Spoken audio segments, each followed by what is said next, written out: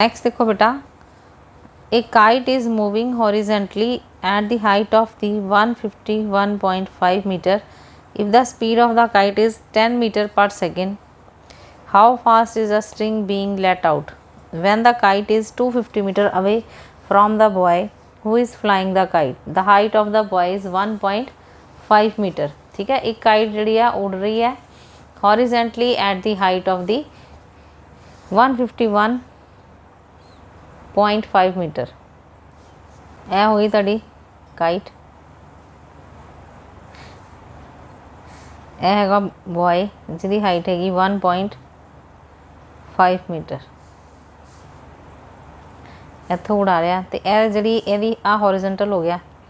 Horizontal तो kite की जी height है, ठीक है, यह होगी काइट. काइट जी हाइट है वह हैगी है, टोटल हाइट हैगी 151.5. हुण ध्यान नाल देखना, मतलब यह हाइट जी होगी इन्नी हाइट होगी 1.5 मीटर तो इत्थों टोटल हाइट रहेगी 150 मीटर. 150 मीटर रहेगी हाइट, क्योंकि टोटल बन जाएगी 151.5 metre. The speed of the kite is 10 metre per second. Speed of the kite आ हॉरिजेंटल जोड़ा वै इसनूं असीं सपोज कर लिया कि यदी लेंथ जी हॉरिजेंटल दी हैगी x मीटर.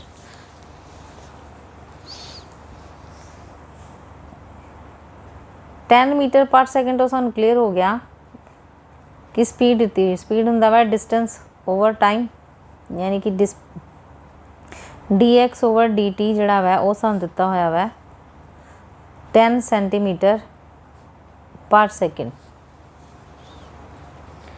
यह हुण बेटा एक ट्रायंगल बन गई, राइट एंगल ट्रायंगल बन गई.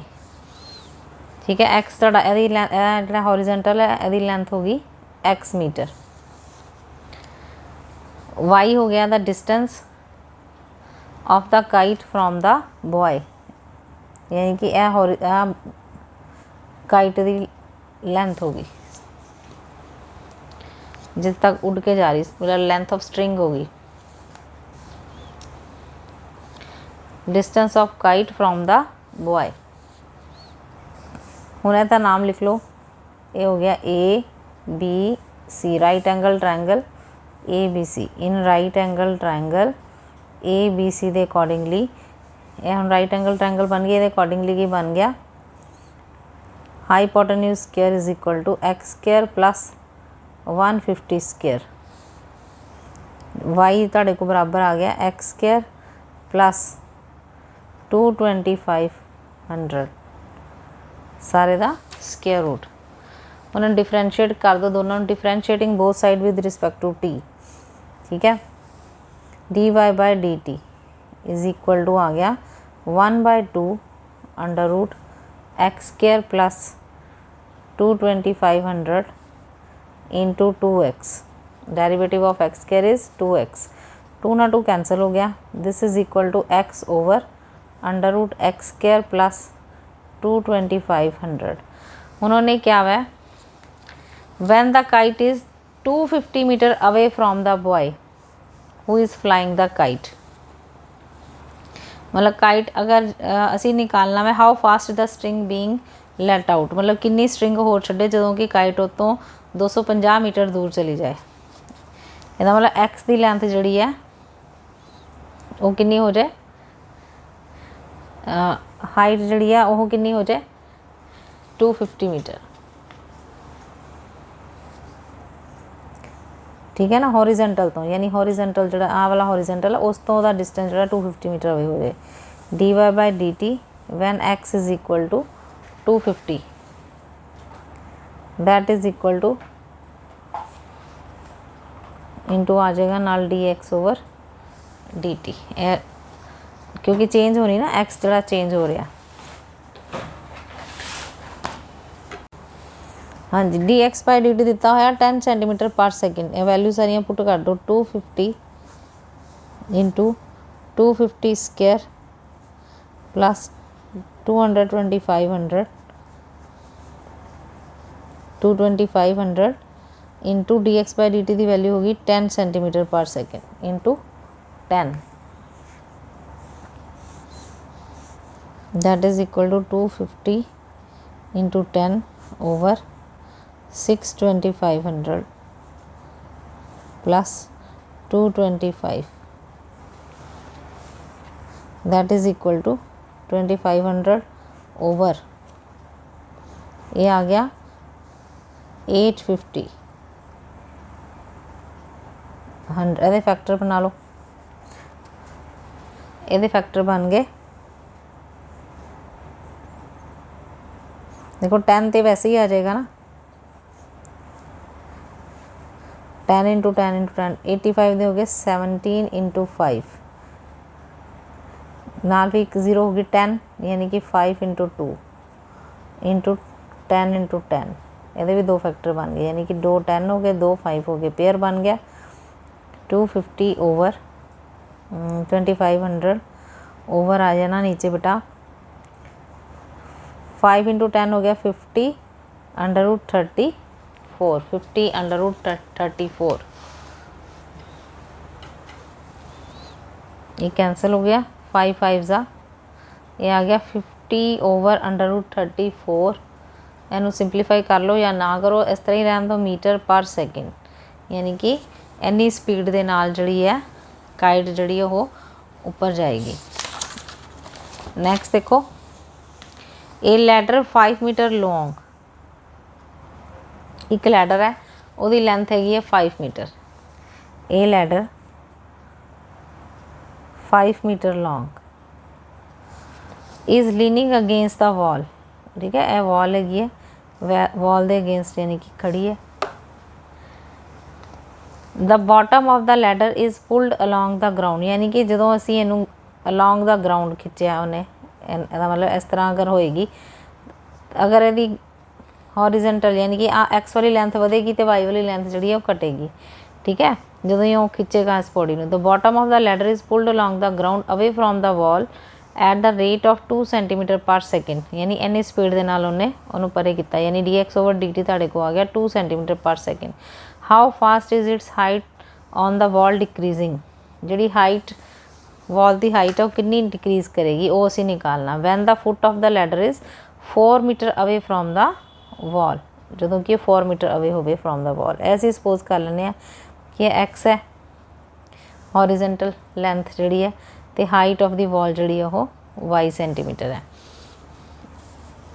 ये भी एक राइट एंगल ट्रायंगल बन गई ABC तो ये असी सपोज कर लिया BC की लेंथ जी एक्स है AC की लेंथ जी वाई है तो AB जोड़ा है लेंथ ऑफ द लैडर वो हैगी है 5 सेंटीमीटर 5 मीटर।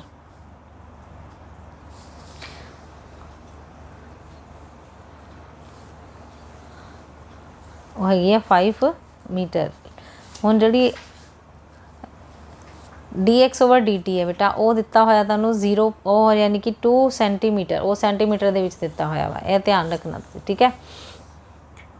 इन राइट एंगल ट्रायंगल ABC ये फार्मूला लग गया पाइथागोरस थ्योरम लग गई AB square is equal to BC square plus AC square that is equal to 25 x square plus y square x square plus y square आ गया 25। यह तारी equation number 1 बन गई। होर सानूं दिता होया dx ओवर dt जोड़ा है वो है 2 centimetre per second 2 centimetre per second मतलब सेंटीमीटर के हुण असीं मीटर बनावांगे dx ओवर dt जोड़ा है वो आ गया 2 ओवर 100 मीटर पर सैकेंड यानी 0.02 हो गया, ठीक है। उन्होंने डिफरेंशिएट कर दो differentiating both side with respect to x करेंगे 25 का डेरिवेटिव हो गया 0 ये बन गया 2 into dx by 2x dx by dt plus 2y dy by dt 2 common आ गया दोनों चो 2 जड़ा कैंसल हो गया dx बाय dt की वैल्यू सानू गिवन है, ठीक है। It implies x into dx by dt की वैल्यू होगी 2 over 100 plus y dy by dt is equal to 0 यानी कि ये आ गया 0.02x plus y d y by d t is equal to 0। इतों असी d y by d t की वैल्यू निकाल लाँगे। It implies d y by d t की वैल्यू आ गई तुहाडे को बेटा -0.02 एक्स ओवर वाई भी आ जाएगा ना, वाई भी उधर चला गया। हुण उन्होंने दिता होया वै असी दसना वै कि height how fast is its height on the wall decreasing, मतलब d y by d t असी निकालना वै जदों एक्स की वैल्यू कितनी दी हुई है, x is 4 centimetre away from the wall, यानी d y by d t when x is equal to 4 metre that is equal to -0.02 into x की वैल्यू होगी 4 तो वाई सानू निकालना पएगा है ना, वाई भी सानू पता नहीं है हले। तो एक्स इज इक्वल टू 4 ये पुट कर लो इक्वेशन 1 दे विच ते वाई की वैल्यू निकल आएगी। वैन ऐसे लिख लो put x is equal to 4 and equation number second मान लो put x is equal to 4 in equation 1 क्योंकि वाई सानू चाहिए वै। तो ये आ जाएगा तुहाडे को एक्स की वैल्यू होगी 4 square plus y square is equal to 25। It implies y square आ जाएगा 25 - 16 यानी कि 9। वाई की वैल्यू आ गई +-3। हुण तुहानूं पता है कि वाई जिहड़ा डिक्रीज़ कर रहा है क्योंकि हाइट जिहड़ी डिक्रीज़ कर रही है, इसका मतलब वाई की वैल्यू असीं चूज़ करांगे -3 क्योंकि डिक्रीज़ कर रही है, इस करके पॉजिटिव वैल्यू जिहड़ी वो असीं रिजेक्ट कर देंगे। ठीक है, here y is equal to कितना लवांगे -3। Now d y by d t is equal to आ गया -0.02 into 4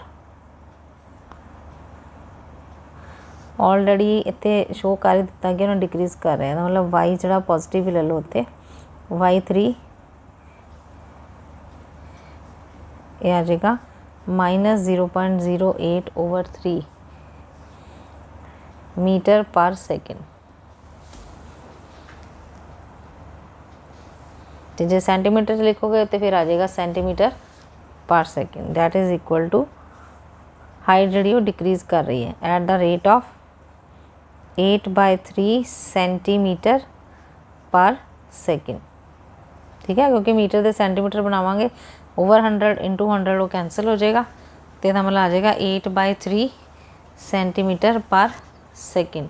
height of the wall is decreasing eight the rate of 8/3 centimetre per second. Next देखो example number 15। Sand is pouring from A pipe eight the rate of 12 centimetre cube पर second. Sand जी एक pipe चो बाहर निकल रही है और rate of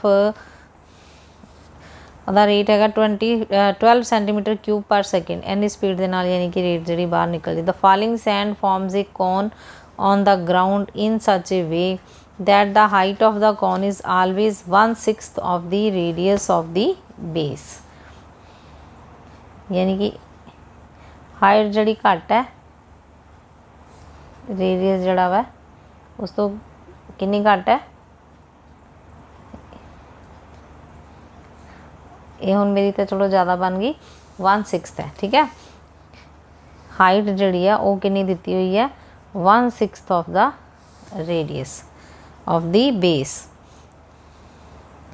how fast is the height of the sand cone increasing when the height is 4 centimetre. यानी कि हाइट कढ़नी आप कितनी होएगी जो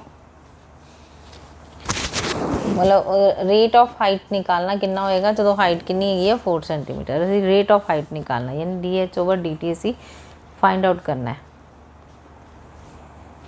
असी सपोज कर लिया R रेडियस है तो H होगी हाइट ऑफ द कोन। यह गिवन है सानू H is equal to 1/6 of the radius यानी 6H इज़ इक्वल टू आ गया R की वैल्यू आ गई 6H। Let V be the volume of the cone. तो वॉल्यूम ऑफ कौन के बराबर होंगे 1/3 पाई आर स्क्वायर एच। ठीक है, हुण असी dv/dt निकालना, वो कितों सानूं पता लगा सेंटीमीटर क्यूब पर सेकंड सानूं गिवन दिता होया वॉल्यूम, यानी कि dv/dt दिता होया। गिवन सानूं की है dv/dt जिहड़ा वो कितना वा 12 सेंटीमीटर क्यूब पर सेकंड, 12 सेंटीमीटर क्यूब पर सेकंड। तो इतों निकालो dv/dt कितना आ गया, डिफरेंशिएटिंग कर दो बोथ साइड 1/3 पाई आर की वैल्यू पहले पुट करनी पैनी तुहानूं, फिर निकलेगा एग्जैक्ट dv/dt। पहले इनू आर की वैल्यू पुट करो, v = 1/3 पाई आर की वैल्यू हैगी 6h the square into h। ये आ गया तुहाडे को v आ गया 1/3 पाई 36h क्यूब, 3 1 दा 3 12 3 दा 36। हुण निकालो dv/dt, ये आ गया तुहाडे को 12 पाई इंटू 3h स्क्वायर नाल आ जाएगा dh/dt, dh/dt, dh/dt असी निकालना है। ठीक है ना, रेट ऑफ हाइट निकालना आपां कितनी इनक्रीज़ कर रही है, इसका मतलब आ गया dv/dt, dv/dt की वैल्यू सानूं पता है 12, that is equal to 12 pi 3h square into dh/dt। 12 ना 12 कैंसल हो गए, तो यानी कि यह आ गया तुहाडे को dh/dt की वैल्यू आ गई 1/3 pi h square, that is equal to dh/dt। Now dh/dt when h is equal to कितना दिता होया तुहानूं 4 सेंटीमीटर, हाइट दी हुई है 4 centimetre, that is equal to 1/3 pi into 4 square. ये आ गया 1/3 pi into 16, 1/48 pi centimetre per second, यानी कि इन्नी स्पीड ना हो जिहड़ी हाइट है वो इनक्रीज़ करेगी। जो हाइट कितनी होएगी 4 सेंटीमीटर। नेक्स्ट देखो, नेक्स्ट क्वेश्चन है a man of height 2 metre walks at a uniform speed of 5 kilometre per hour away from the lamp post which is 6 metre high. एक लैंप पोस्ट है वो 6 metre high है, तो एक man जड़ा वा वो 2 मीटर वो लैंथ है, यानी वो हाइट जी है आदमी की 2 मीटर उच्ची है, तो अवे फ्रॉम दा मतलब कितनी स्पीड ना लैंप पोस्ट तो थोड़ा अगे जा रहा है, कितनी स्पीड ना 5 किलोमीटर पर आवर ना। ठीक है, find the rate at which the length of his shadow increasing, यह निकालना है आप। यह हो गई लैंप पोस्ट, यह हो गया आदमी। ठीक है, यदी हाइट हैगी है 2 मीटर, लैंप पोस्ट की हैगी है 6 मीटर।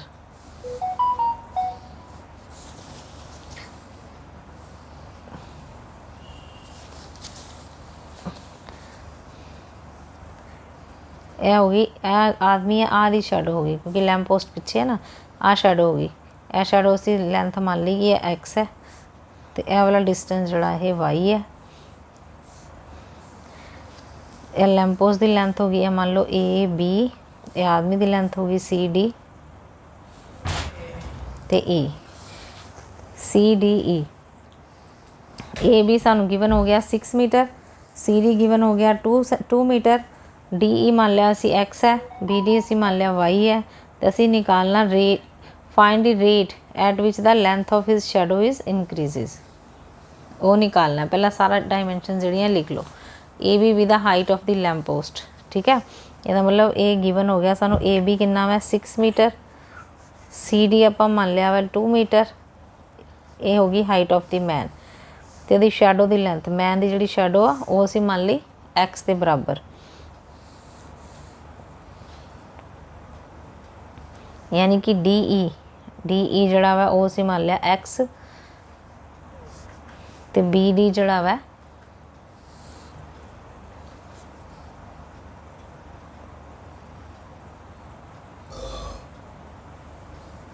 बी डी ਅਸੀਂ ਮੰਨ ਲਿਆ y, ठीक है, बी डी ਅਸੀਂ ਮੰਨ ਲਿਆ y। तो ਅਸੀਂ निकालना की है, ਅਸੀਂ निकालना है d x by d t, length of the shadow कितनी इंक्रीज़ की, वो ਅਸੀਂ फाइंड आउट करना है।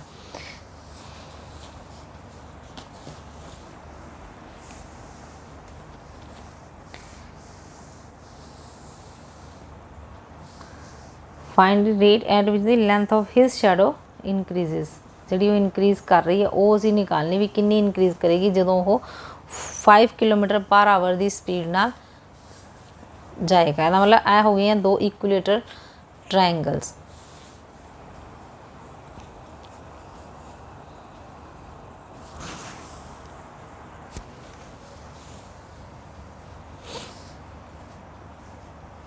Triangle A B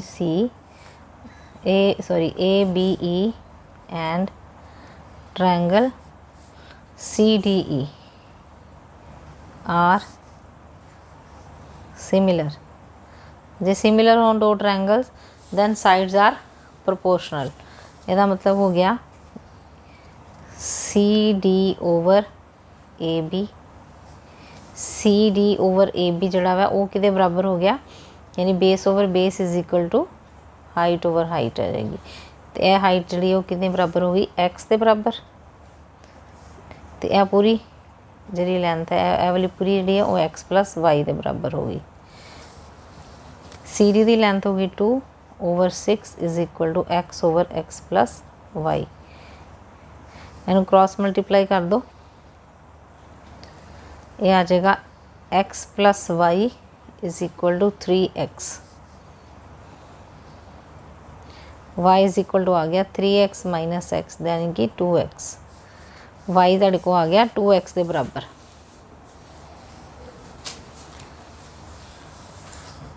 y over 2 is equal to आ गया x। तो differentiating both side with respect to t करांगे d y by d t 1 over 2 into d y by d t is equal to d x over d t. तो असी निकालना की है d x by d t find out करना है। असी d y by d t सानू दिता होया वा 5 किलोमीटर, क्योंकि यह इन्ना चल के है ना at uniform speed of 5 kilometre per hour की स्पीड ना वो इन्ना कवर करके आया डिस्टेंस तो इतने पहुँचे। तो असी हुण अगों निकालना d y by d t जो सानू दिता होया वा वो दिता होया वा 5 किलोमीटर पर आर। ठीक है, वैल्यू पुट कर दो। Now d x by d t is equal to आ गया 1/2 इंटू 5, ये आ गया 5/2 किलोमीटर पर आर। ये आ गया आंसर। बस ये ध्यान रखना कि किहड़ी चीज़ किस तरह निकालनी है। नेक्स्ट है वह water is dripping out from a conical funnel at the uniform rate of 2 cc per second। cc का मतलब है क्यूबिक सेंटीमीटर पर सेकंड। एक कॉनिकल फनल दे विचों पानी जड़ा वह बाहर निकल रहा है। यह होगी तुहाडी कॉनिकल फनल।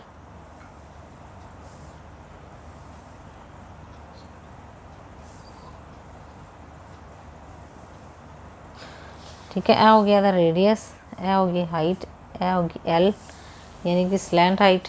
तो इतों पानी जोड़ा वा बाहर आ रहा है। ठीक है, यदा मतलब जो पानी यदा बाहर आ रहा तो ये जी है शेप जी घटती जाएगी। पानी कभी इत्थे आ जाएगा कभी इत्थे आ जाएगा। ठीक है ना, पानी थोड़ा नीचे नीचे घटता जाएगा। Water is dripping out from A conical funnel at the uniform rate of 2 cubic centimetre per second. यदा मतलब वॉल्यूम ऑफ कोन दिता है सानू। ठीक है ना, पहले लेट मान लीए वी भी the volume of the cone का फार्मूला हो गया 1/3 पाई आर स्क्वेयर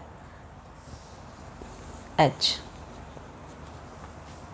तो d V by d t सानू गिवन दिता होया वा, पहले निकाल ही लो d V by d t. ये हो गया 1/3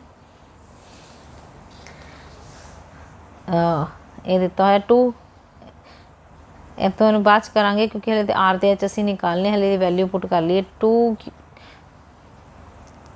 सेंटीमीटर क्यूब, क्यूबिक सीसी का मतलब है सेंटीमीटर क्यूब पर सेकेंड, यह गिवन है सानू। ठीक है।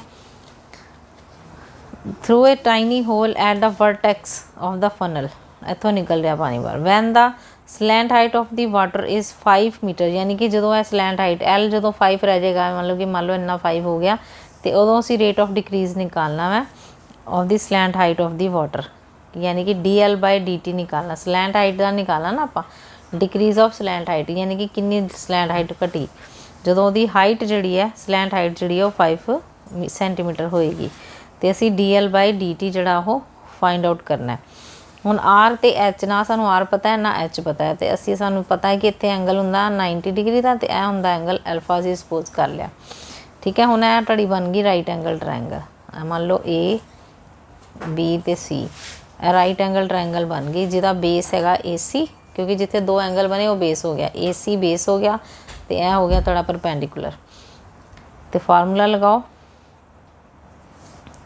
R/L, यानी कि perpendicular over hypotenuse is equal to sine alpha, तो base over H/L is equal to हो गया कॉज अल्फा। R की वैल्यू आ गई L साइन अल्फा, तो H की वैल्यू आ गई L कॉस अल्फा, यानी कि दोनों L दे विच आ गए, क्योंकि सानू L पता ना, इस करके R ते H दोनों असी L दे विच फाइंड आउट कर ले। Now V is equal to आ गया 1/3 पाई, R की वैल्यू लगाओ L साइन अल्फा दा होल स्क्वायर, तो H की वैल्यू हैगी L कॉस अल्फा। हुण अल्फा जड़ा वा वो तो कॉन्सटेंट हो गया ना, क्योंकि वो तो शेप बदलनी नहीं, जड़ा भी कोनिकल फनल है वो शेप एज इट इज़ ही रहनी है, सिर्फ वो जड़ा अंदर पानी है वो नीचे नीचे आई जाएगा। 1/3 पाई L square sine square alpha into L into cos alpha, यानी कि V तुहाडे को कितना आ गया 1/3 पाई sine square alpha into cos alpha into L cube, यानी कि इसी सिर्फ L क्यूब को असी निकालना है। ठीक है। हुण नाउ dv/dt ये आ गया तुहाडे को 1/3, यानी कि π/3 sine square alpha cos alpha, ये तो कॉन्स्टेंट हो गए, इंटू 3L स्क्वायर dl/dt, तो 3 ना 3 कैंसल हो गया। dv/dt की वैल्यू सानू पता वै 2 दी हुई है, दैट इज़ इक्वल टू, हुण पानी जो dv/dt है ये की कर रहा वै, पानी बाहर आ रहा ना, यदा मतलब इत्थे की आना dv/dt जो नैगेटिव साइन आएगा, क्योंकि पानी की आ रहा बाहर आ रहा, यदा मतलब ये लगावांगे असी -2, that is equal to pi sine square alpha into cos alpha over आ जाएगा L स्क्वायर इंटू dl/dt, असी कला dl/dt निकालना तो यह भी नीचे आ जाएगा, यानी dl/dt तुहाडे को आ जाएगा -2 pi L square sine square alpha into cos alpha. L दिता है सानू कितना 5 सेंटीमीटर, मतलब dl/dt when L is equal to 5, L की वैल्यू असी 5 पुट कर देंगे, pi into 5 square into sine square alpha into cos alpha, तो इन्हें सॉल्व कर लो, ये आ जाएगा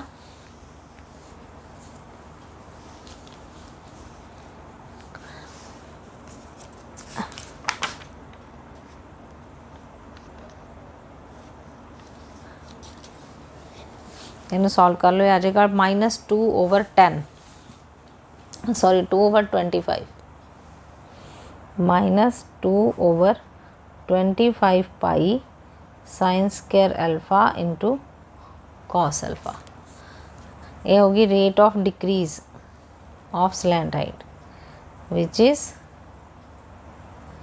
रेट ऑफ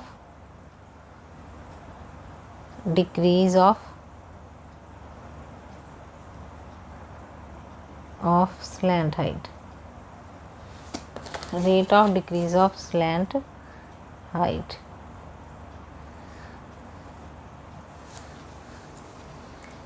ओके बेटा।